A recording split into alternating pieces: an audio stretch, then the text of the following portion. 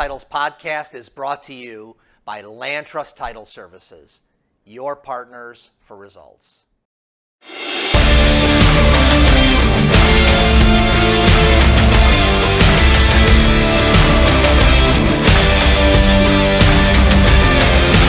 So this is Steve Kaempf with the People Not Titles podcast, and I'm so delighted here to have Peter Fitzgerald, the partner at Angelina and Herrick law firm, and overall good guy. Peter, thanks a lot for sharing some time with us today. My pleasure. Thank you for having me. Well, Peter, we'd like to start off with just talking about your career journey and how you got into real estate law, but what inspired you to become a lawyer to begin with? Yeah, it's a fair question. I think most attorneys have something that really inspired them. For me, it's not like I wanted to be a lawyer. That wasn't the reason for going to law school. I think way back what it was is I had two older sisters. When we were growing up, they were always really, really smart. And always AP classes, getting A's in everything. And then I think my parents just kind of, they were the smart ones, and I was, not that I wasn't, but it was like they weren't expecting me to live up to those kind of abilities. And we already have intelligence. Maybe you could do something else. Yeah, right. And I was the one, I was running around playing sports all the time, so I don't think they were expecting me to have the intelligence. And so it was, I wanted to show it, right? So I always was pushing hard in school. Just show that I was smart. I think it was like by my I'm smart too. Yeah, I think it was probably like my junior or senior year or something. My mom, she like saw a report card and she was like, "Oh, like you get good grades." I was like, "Yeah, like I'm not so bad at this either." So it was just, and I saw my sisters going to college, and I was so competitive with them that I wanted to always, I don't know, show that I could live up to their expectations or what they were doing. So they set a high bar for you, and you were also trying to jump over it. Yeah, 100%. And that's where I don't think I went to law school with the intention of becoming a lawyer. I know I didn't. I had a completely different intention, but I knew I wanted beyond a bachelor's degree. Okay. And when did you decide? You went. We were talking. You went to Florida State, so you're a Seminole. Yeah. And at what point did you decide that before you even went to Florida State? So maybe. I don't know. I knew I wanted to go to school beyond Florida State. I knew I wasn't just going to go into the workforce. I don't think I knew exactly what I wanted to do, but then going through the years, law school it was something I wanted to do. Again, it was more just to prove to them and make my family proud more than anything, was to show I can get this other degree that nobody else in the family had gotten before. That's great. A little bit of an overachiever or a wanting to really climb. Yeah, and I that's really where it came from. There wasn't, I wish there was this grandiose idea that I was going to be the greatest attorney ever, and that's where it came from, but it wasn't. It was just the competitive spirit within my family wanting to do something that my parents would be proud of, kind of thing. And that was law school hard for you? It was. So I lived with two people in law school that were also in the law school. Two really good friends I still have today, and one of them is the type of student that he'll study for an hour and then go to the bar and then ace the test the next day. Yeah. That was not me. Me, it was you had to grind it out every step of the way to keep up with those guys. And that would drive me nuts because I'd be studying, all the time, and he'd be out having a good time, and I knew he would beat me on every test, and he did. He was just that kind of guy. So yeah, it was difficult for me to get through, for sure. Yeah. Did you ever feel like quitting? Yes. Especially maybe not so much in law school, taking the bar exam. That was a different level of pressure than I had experienced in anything up until that point. I hadn't, really worked in the professional world very much.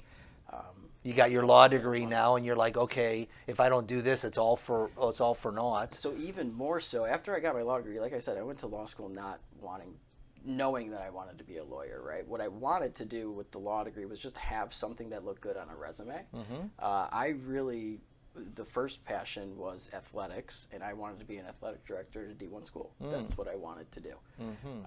So I went and pursued that for a couple of years. I went to law school at NIU.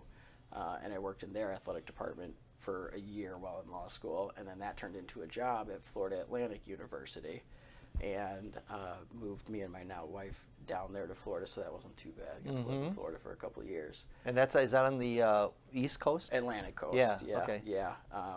So we were down there and pursuing that dream for, again, a couple of years, and it just that industry is difficult. It's difficult to grow in. Okay. The way to grow in that industry is to move around the country at different schools. You don't get promoted within very often. And what's a dream spot in that trajectory? Yeah, it was anywhere that would hire me as an athletic director. Okay, right? so athletic director was a mountaintop. That was the mountaintop. Okay. Yeah. And you thought perhaps by having a law degree, it might help you separate yourself from the rest of the folks. Plus, you have this passion for sports. Yep. Okay. Absolutely. There was a lot of athletic directors at the time that had law degrees. So I saw that as the inroad. And it turned out that it wasn't what I thought it was going to be. I didn't love it. I wish I did. And it was way more of a grind for much less pay. So the financial reward wasn't there for all the effort that you put in. And so how long did you spend doing that, Peter, before that kind of started sinking in on you? Yeah, it was 2 years, and we were going kind of into the third school year. Everything is obviously measured in school years when you're there. And I had this day where it was just, I went to my boss and I was like, listen, I'll make it through the semester with you, but I'm done. And I don't even know if I had told my wife that I was going to do that. It was just like I had enough and I couldn't do it anymore. So I did. I stayed for the rest of the semester. I told my wife, I was like, listen, we're going to move back home. Our families were growing, and our sisters and brothers were having kids. And they're all here. And they're all here. Yeah. We wanted to be closer. So I just said, listen, I'll take the bar. We'll figure it out. I'll get a job as an attorney, whether I hate it or love it. It doesn't really matter. We can live close to the family and figure it out. Wow, that's pretty cool, Peter. You had a lot of self-awareness. When you were, so a lot of people move to Florida for the weather, but you were ready to give that up for family, really, right? Yeah. And maybe a different career path, which was kind of sketchy. But it sounds to me like then family became like the anchored piece of the decision, and you'd figure out the rest. 100%. Yeah, we were getting a little homesick. The weather is great. The summers are brutal down there, though, just like the winters can be brutal down here. But yeah, we wanted to be closer to family, and then it was kind of we'll figure out the rest when we get there. Okay, so that now I see where the pressure is, right? 100%. Because you come up here and you're like, okay, if I lay an egg here, now what, right? And so you passed it your first go through? Yeah, thank goodness. Right. How long did it take you once you got here to pass it? So we got here it was the beginning of the summer, and I studied all summer, so it was just like a regular job. They have these programs that you study from. And it was 8 hours a day sitting at my computer studying 5-6 days a week, just like any other job. And you do that for about 3 months to 4 months, and then you have the tests. And exactly what you said, all the eggs were in one basket at that point. So it's like if you fail, and it's not like you can just take the test whenever you want. It's only offered twice a year. So then it would be another waiting period. I mean, I was driving Uber through that time just to have some kind of income.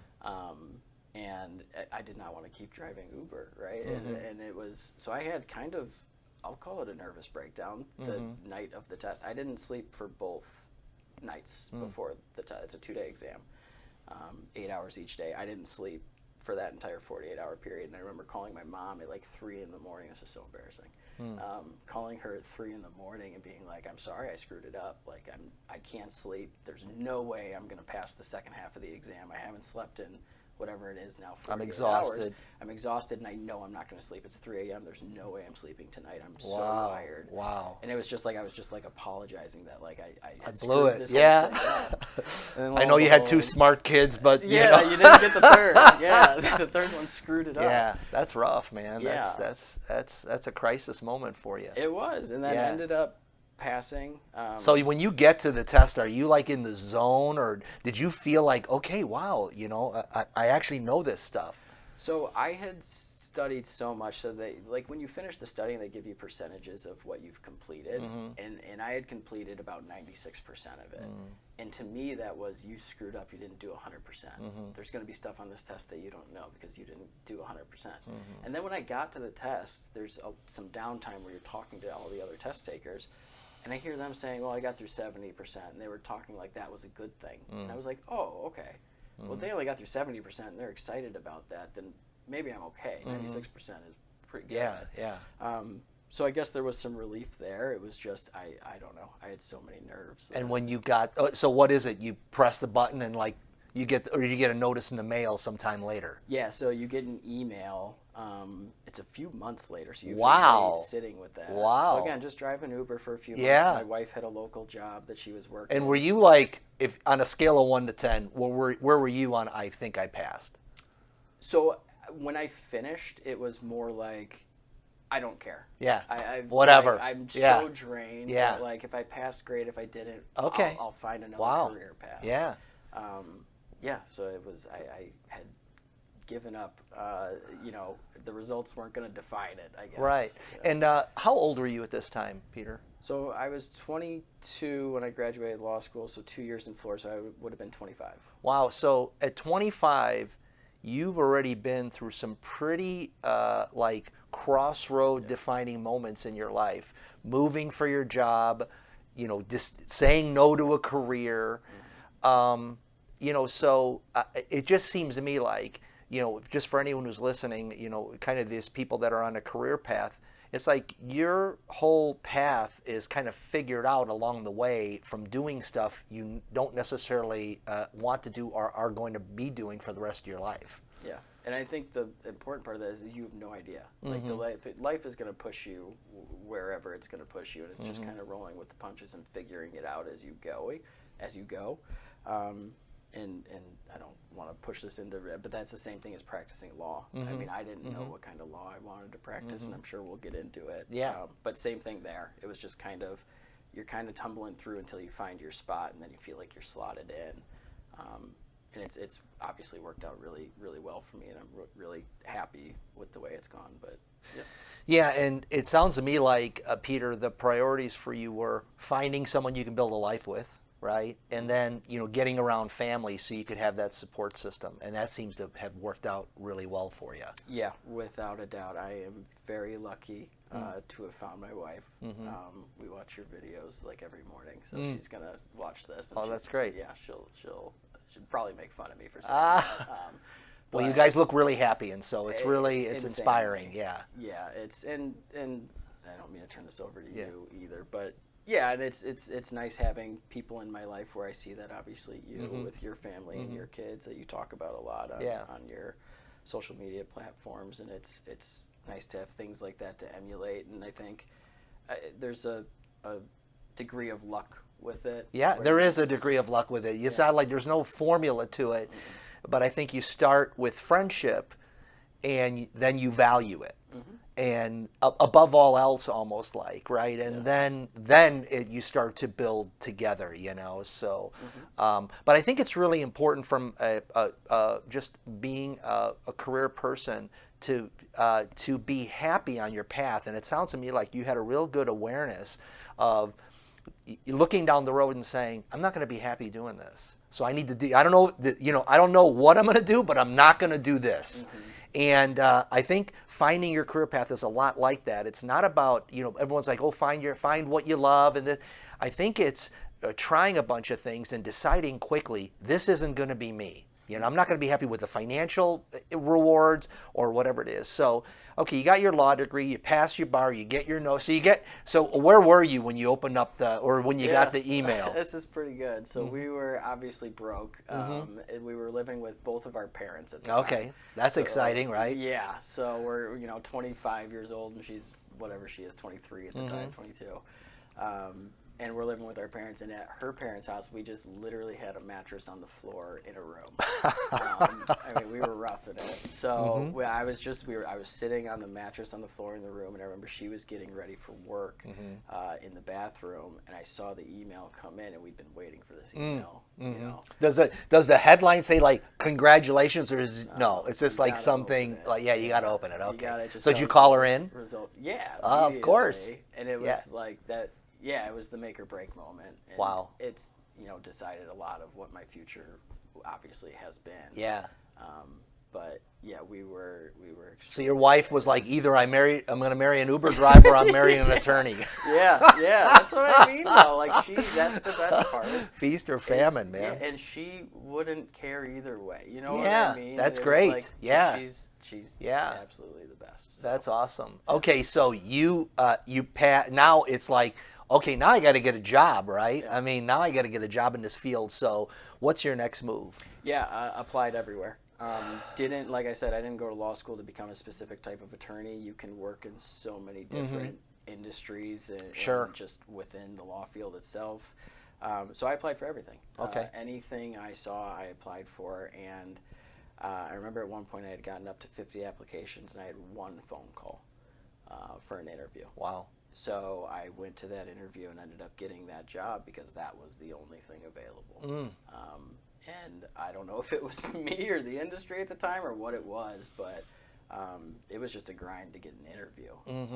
But yeah, got that job. Knew actually a couple of people from law school who were working at that firm, so maybe that's how my name snuck through. Yeah. But yeah, that was. And what was that first gig? Yeah, so it was at a very big firm in Chicago. Okay. Which was great for us. We were still relatively young, wanting to live in the city. So we did. We moved to the city. Was that exciting for you, Peter, to get that? Was that a big relief? It was a huge relief. At the same time, I knew nothing, right? Law school is teaching you a bunch of legal theory, which is great, but not really useful in the real world. You don't really learn how to be a lawyer. I stepped foot in maybe one courtroom while in law school. You know what I mean? It's just you don't get that part of the education. You have to figure that out. I've been in a few courtrooms and I never went to law school, but that's another story. Fair enough. So yeah, it was a huge sense of relief, but also a sense of they call it imposter syndrome. Yeah. I didn't know what I was doing, didn't know how to do it, and just in those kind of firms, they're so big, you don't get a ton of mentorship. It's here's your caseload, make us money. And I knew I didn't love it pretty quickly. I knew that wasn't going to be where I stayed, but how long did you spend there? Yeah, it was very important to me to spend a year. Okay. So I stayed literally. No matter what. No matter what. Yeah. So that's actually smart. I haven't heard that. Is that I'm going to stay here a year? Even who knows, right? Yeah. I might see something that I really like here, but at least I'm going to get some experience. 100%. I wanted to give it its due, see if it turned into something I liked. And if it didn't, I knew I would be applying elsewhere. And literally, it was down to a day. It was me and somebody else at the firm knew we didn't want to be there. So we were kind of in this pact to be like, let's stay a year, let's grind it out. And we did. And then literally to the day, I started applying elsewhere. And then that's where Angelina and Herrick came in. Okay, so that was your next gig. How often during that's about a 4-year period of time from the time you get out of school to the time you're sitting? Yep. Okay. How often did you doubt yourself? Yeah, so I guess I kind of alluded to it there a little bit. A lot. You have there. It's funny. Even now, I have it where you have days, weeks, months where you think you're the best attorney in the world. I mean, everything you touch turns into gold. You can't do anything wrong, and it's the best feeling in the world. And I know when I'm starting to get that I go, okay, here it comes. Like you're gonna get humbled so quick. Yeah. And you just have to wait for it. And that will absolutely happen. And it happens often, whether it's an attorney knowing something you don't or screwing something up along the way, which is inevitably going to happen. Some things in your control, some things out of your control, but you will get humbled and you will start to doubt. And it happens 4 years ago. It happens now. You know what I mean? I don't think that changes. I think that's something you have to deal with throughout life, if you're growing, particularly, right? If you're on that edge of doing something new. So, Peter, you called your mom on that night where you're taking the test, right? But Yeah. there's times where you probably had to give yourself a pep talk. And what are the things, whether it be in your childhood, sports, whatever it is, that you clung to that gave you confidence in knowing, hey, I've been through some situations before that I've been able to overcome? What's been important for you in that regard? Yeah, I think the competitive spirit I've had forever. As a really little kid, I was always working really hard at whatever it was I was doing. You had success in doing stuff like that. Absolutely, whether it's playing, hockey as a 10-year-old or now. And I think the one thing that I've had throughout is I know I'm going to outwork the next person. That I have a ton of confidence in. Where'd you get the work ethic from? Is that something that you were just like kind of out of fear of falling behind, or where'd you get that? Yeah, I think it started competitiveness with my sisters growing up and sports really young, and always I wanted to be the leader on teams and in activities and stuff. And to me, the way for me to be the leader, I'm a small guy, and I'm athletic, but I'm not the most athletic. So for me, it was if you worked the hardest and showed everybody that you're working the hardest, it's probably a good way to get to a leadership role. So I think that's where it came from. Is I have a hunger to lead, and That's cool. And yeah, I think the work ethic was the way for me to get there, because I'm not the smartest person in the room. I am not the most athletic person in the room. I'm not the tallest. I'm not the prettiest. Whatever it may be. But I know. Hey, thanks for listening to the People Not Titles podcast. We are brought to you by our great sponsors, Land Trust Title Services, your partners for results. But I know I'm gonna outwork the guys. That's around cool. me. That's something you can really fall back on. Yep. That's one thing you control, right, is your energy and your work ethic. That's cool. Okay, so you show up at Angelina and Herrick. What year was that? So that would have been 6 years ago. Okay. Now, so 2018. Okay, 2018. And they're looking for a young stud, or what was that? What did the one ad say? It was. So I knew somebody at that firm. They had gone to law school with me. So when I saw it pop up, I applied for it and went for the interview. You interviewed with both of them? Yeah, I interviewed with Mark and Mike. Yeah, that's great. Yeah, it was, to say a breath of fresh air, I mean, is an understatement. I knew within 10 minutes of that interview that I was getting the job.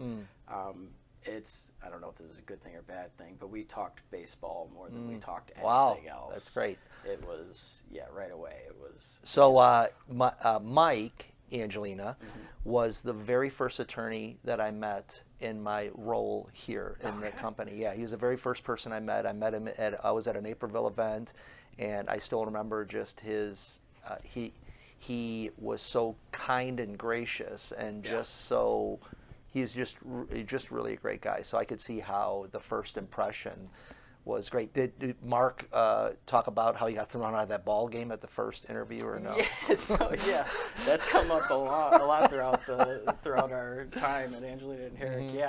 Yes. I mean, we talked. That's what I mean. Is that interview was so? It was like this. We were just having a conversation. Yeah. It was not.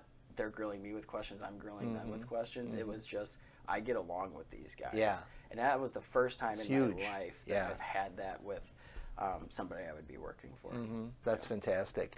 And so, did you do a real estate deal before you got there? No. Okay, so no real estate deals. So Not one. They must have saw something in you, Peter, to say, "Hey, this guy is moldable and can learn." And you probably shared with them that you're a hustler and that you can make it happen. Yeah, that or they saw a sucker. I don't know. Yeah, so no, I hadn't done one real estate transaction. I didn't know what it was. I didn't know what it involved. All I knew was I didn't want to do what I was doing. I didn't want to work for a giant company that was just there to bill, that was representing the bad actor in the transaction, that was defending that. It didn't, there was nothing there that I liked, and I knew I didn't want that. So this was something different. That's all I knew. And what was nice about Mike and Mark that I don't think people get very often is I always really wanted a mentor, and I would ask in every job I had or everywhere I was, and I would long for it. That's a weird way to phrase it, but and was always trying to get that. And it's really hard to find because people don't have the time to devote to it, Yeah. right? Unless Yeah. they really want to. Deep Right, down. unless they're intentional about it and they look for opportunities and they've had someone build into them and they go, okay, I'm going to pass this along. You know, a lot of people are very tight to the vest, don't want to waste their time or whatever it is, you know. Yeah, and so Mike was the first person who I really had that with, and especially I didn't have to have the conversation with him to ask for that. Yeah. It was just, that's what he was going to do from the start. Yeah.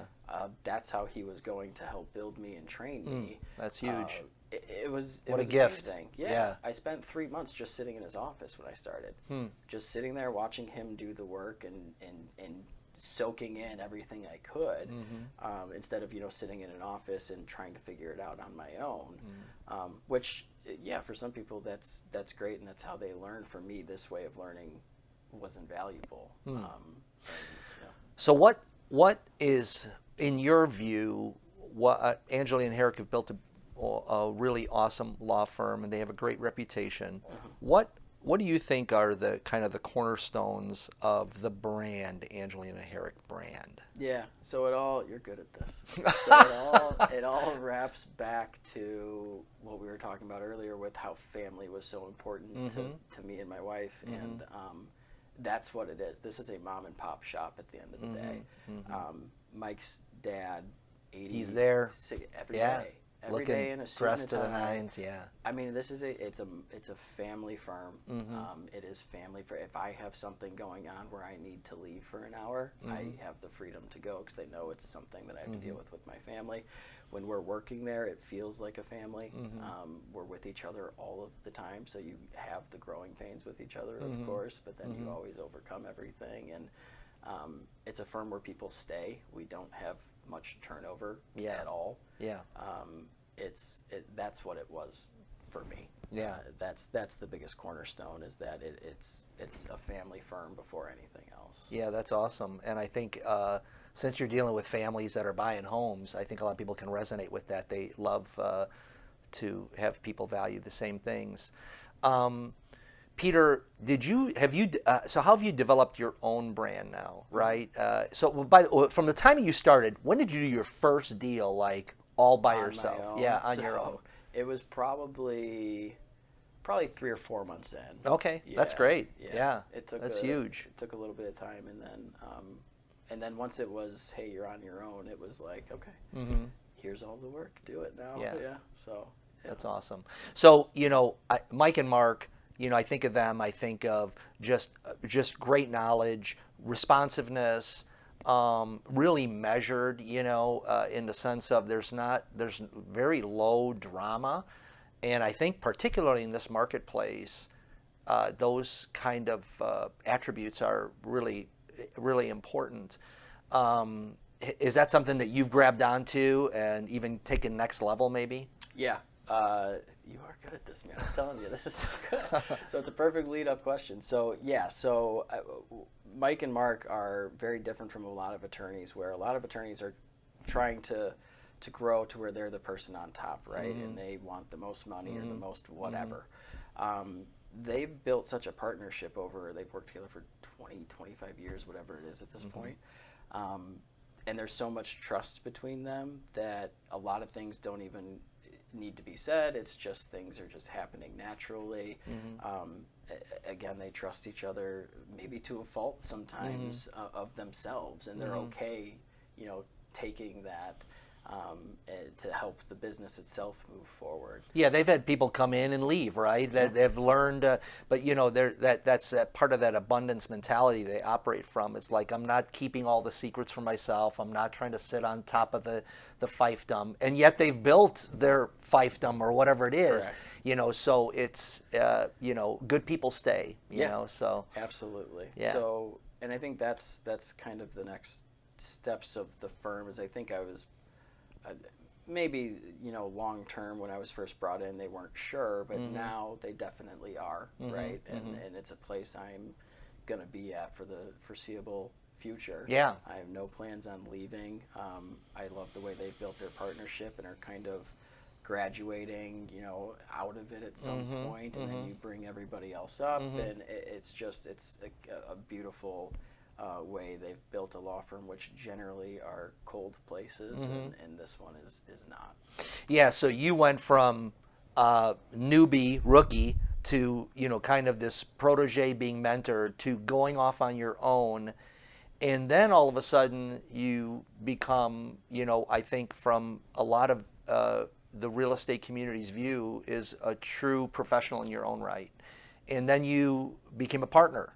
I mean, that's a great. I mean, and we're talking about over a period of from the time at Florida Atlantic to then. What's a 10-year period of time? Yeah, 8 years. Okay, yeah, 8 years. Yeah. So if someone would have said, right, when you were sitting there, hey, you're going to be a partner at a law firm of the, you just, or even if you would have sat at your desk and said, I'm going to hatch a plan to do this, you couldn't have hatched it. And I think that's really important for people to consider, that you will never have it all figured out how you're going to get there. Right. But if you bring those right elements to it, the work ethic, the constantly keep your eyes open, know thyself, so that you're staying on the journey. Boom, 8 years, and I know those 8 years were longer for you than what people would look or think about when they hear your story. What was it like? Was it something that you expected when they said, "Hey, Peter," they tapped you on the shoulder to be a partner, or what was that feeling like when they asked you? Just share that with us. Yeah, so it's something. It wasn't a huge surprise. Okay. Which I think is probably the way it should be. Yeah. It was something we had talked about for a long time. Again, one of the nice things about our office is we don't have really formal meetings very often. We do one big one a year. But other than that, it's just pretty open communication. Mike will be in my office, or I'll be in his, or Mark will come into town, and we'll just be having normal conversations. So that conversation had been happening for some time, and we were just trying to figure out what was the right way to do it, when was the right time to do it. And so it was really, one of the things I love is that they even when I had first started, they were open to taking some of my ideas, and not just, I felt heard a lot. If I wanted to bring something up, I didn't feel like I couldn't, which at, again, a lot of big law firms is not the case. You right. don't say the way we anything. did it syndrome rules. Yeah, and that is not the case. So it was, I had a lot of say in how it all kind of worked out as well, and it was That's just great. open communications, and yeah. That's awesome. And so when was that, Peter? So that would have been, it's been, oh geez, about a year and a half, 2 years almost? Yeah, About I a think, year and a yeah, half. something 2 like that, years, yeah. Yeah, it might have been 2 years actually, Yeah, I because I think it remember we was. were out to lunch. Because it wasn't the and- last time. Yeah, It was 2 years. So, Peter, I want to maybe shift to the real estate industry as a whole, and just your experience there, and what you see now. What's the biggest changes that you've seen? 2018, you started doing deals, right? And then COVID hit, and that brought a different dynamic to the industry and to your role, or at least a perception of it. And now we're here. So maybe take us through just what you've seen are the differences, and maybe some of the things, the common threads that you've continued to maintain even in a tricky market.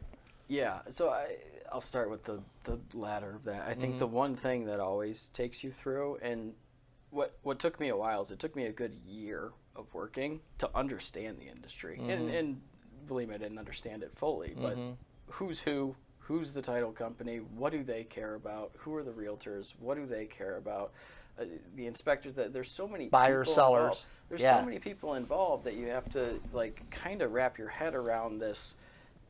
Where is this flow chart going? And it's hard to keep have that concept in your head.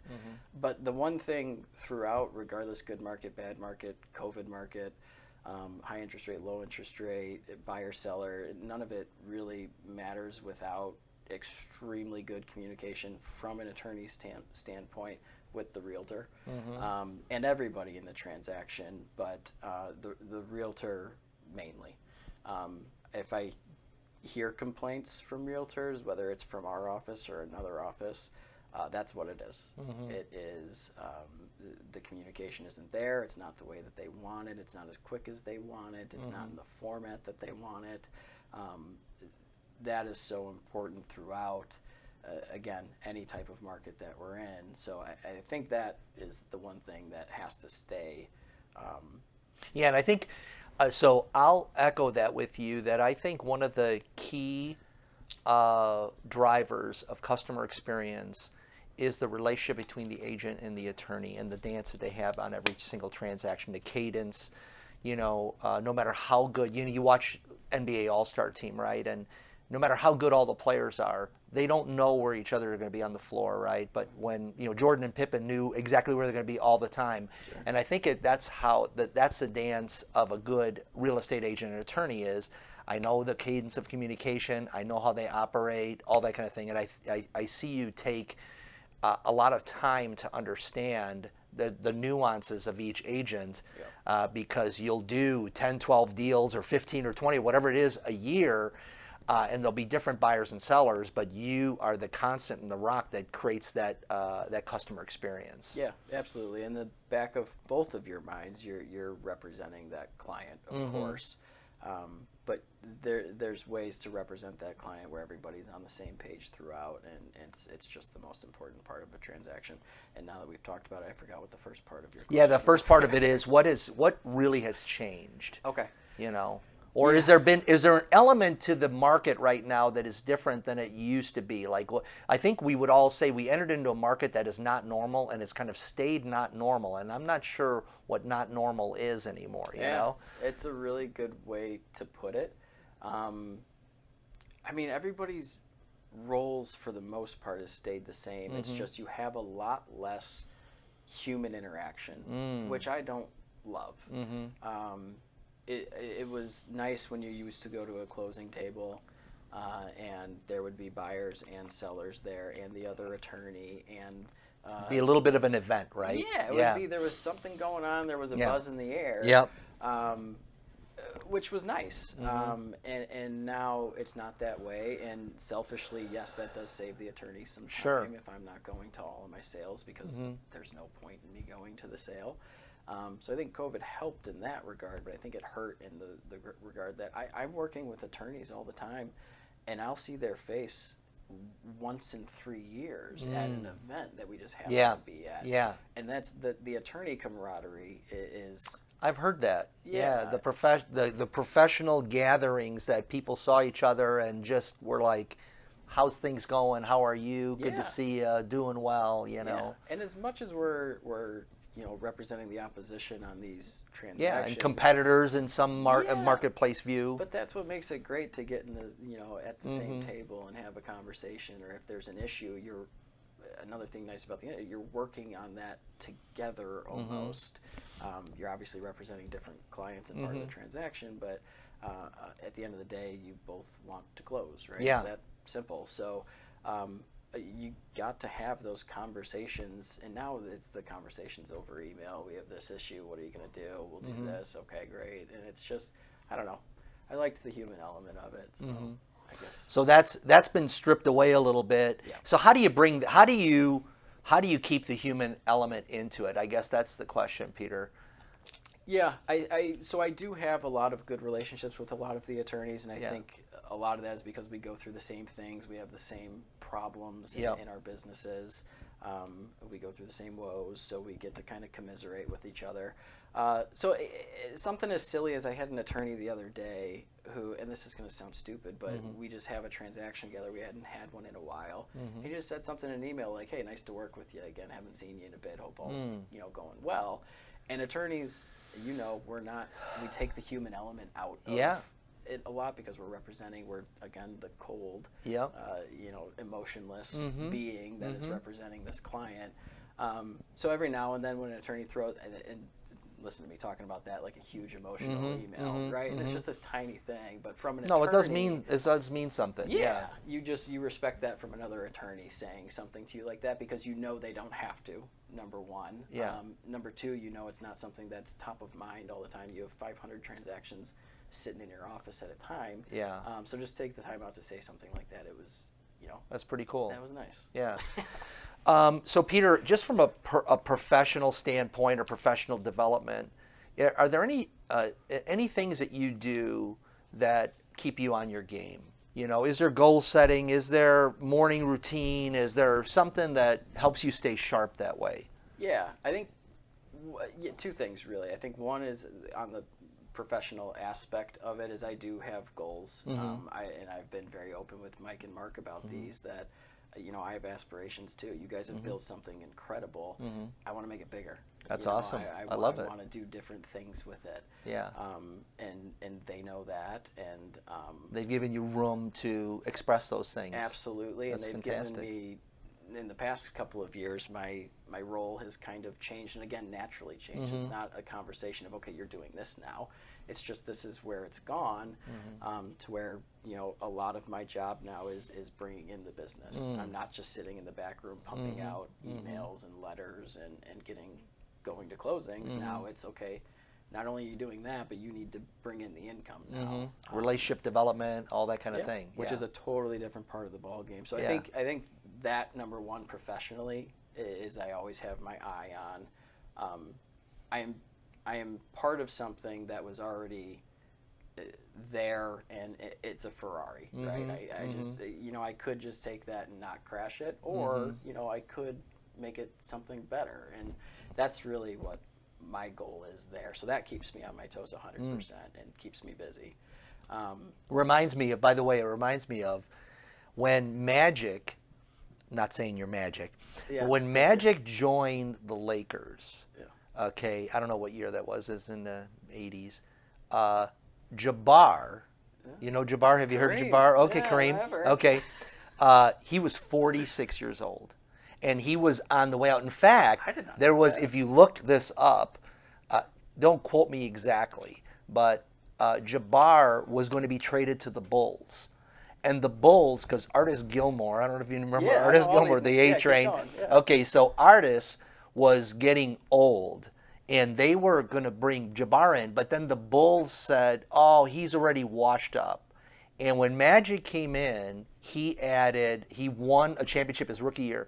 But he added this element of enthusiasm, and I think that then Magic and Jabbar won three championships together with Riley. Wow. And so it's just, so you're the Magic, they're the Jabbar. Thank you. And coming in with that energy and that enthusiasm, you actually get more out of the group that you're pushing up, in that way. So yeah, it's funny. Little sports history there in Chicago. It is so relevant. It's funny you say that because again, this is part of the conversation we've had is that, and Mike has said almost that exactly, not with the reference is great, but that it does energize him to see somebody else, and he never had, I don't want to say somebody like me, but I get it. Someone's pushing him up, a child or whatever, someone coming up through the ranks saying, "Hey, let's do this." Right. So I think that lit a fire in him too, and has not kept him going. I don't want to say that. No, but we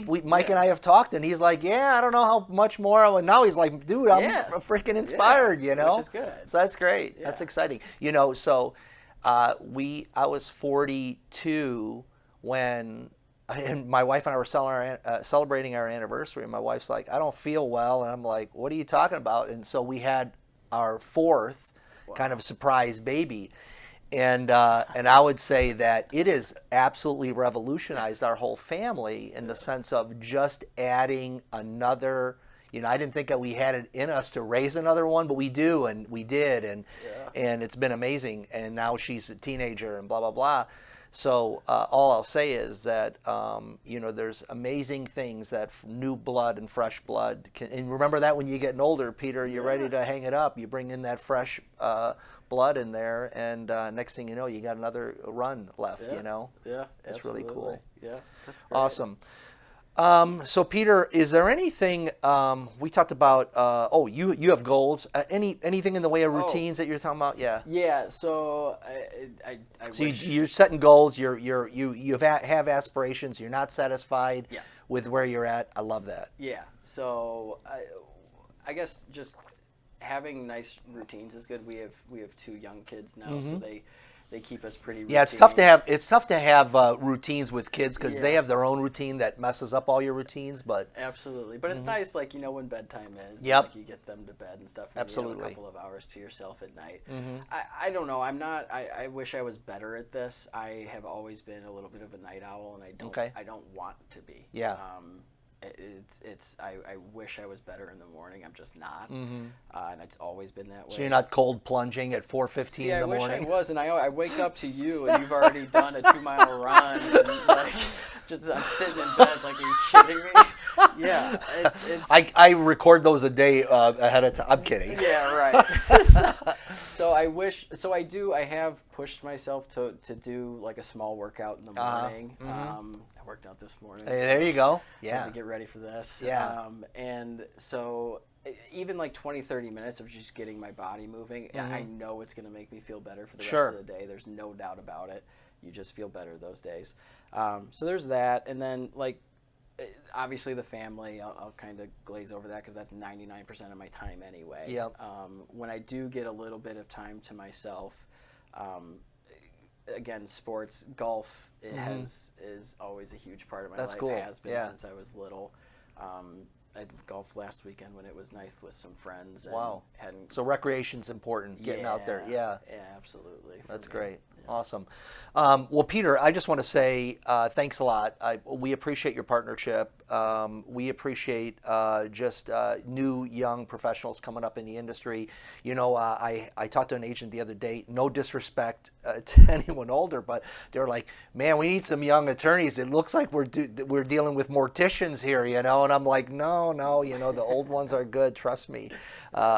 But anyway, I'm so glad that you have taken the mantle of just this real estate professionalism and really decided to invest into the industry, into other agents, and I think our industry is better off for it. I appreciate that. Yeah. And I tell people this all the time. I absolutely love it. I mean, it is. That's great. You see that when you're, you know, I know there's elements of the work that you do that's work and it's tedious and it's a bitch, but I see overall you enjoy what you do, and that makes a huge difference to the customer experience that buyers and sellers realize, well, we're dealing with people that really are passionate about this. Absolutely. Yeah. Yeah. And that's, nail on the head. I mean, that's exactly right. Is if you don't love doing it, I think that is just as readable as if somebody does. So Yeah. it's nice when you get somebody who does. Awesome. Well, I'm sure we'll have you back. I'm looking forward to watching you grow in your career, Peter. So thanks a lot for being here. Thank you. My pleasure. Yeah. Cool, bro. That was pretty good. Yeah, that was awesome. Oh, you were going to record it, but I'll get you this. Don't worry about that. When you said that. Yeah. Hey, thanks for listening to the People Not Titles podcast. We are proudly sponsored by Land Trust Title Services. If you enjoyed the podcast, please hit the like button. Please subscribe. And we'd love it if you'd share our podcast with your friends. Thanks a lot.